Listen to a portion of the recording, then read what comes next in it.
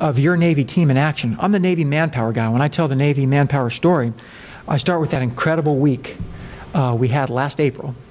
It's been almost a year now, where in one 5-day period, in the aftermath of the historic earthquake and the subsequent tsunami in Japan, we kicked off Operation Tomodachi and immediately had 22 support ships, including a nuclear aircraft carrier, 140 aircraft, 12,000 personnel, 2,000 Marines on the ground, despite the radiation risk, conducting search and rescue, bringing food, fuel, etc. At one point, a U.S. Navy barge is literally tied up alongside the reactor at Fukushima, providing the water to prevent the unthinkable, an apocalyptic meltdown. At the same time, simultaneously, we're on the other side of the world, in the Mediterranean Sea, and the kicking off the operation would come to be known as Odyssey Dawn off of Libya to prevent, in his own words, a dictator from murdering like rats 8,000 civilians.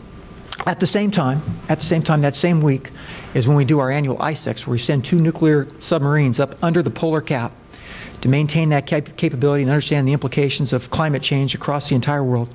At the same time, we're chasing pirates off the Horn of Africa to ensure the freedom and fair transit of navigation and goods across the seas. At the same time, we're engaged in what we call continuing promise with our Central American, South American partners and allies to build those relationships, because equally as important as winning wars is preventing wars.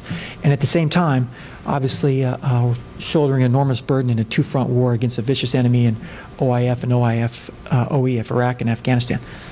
That's 1 week.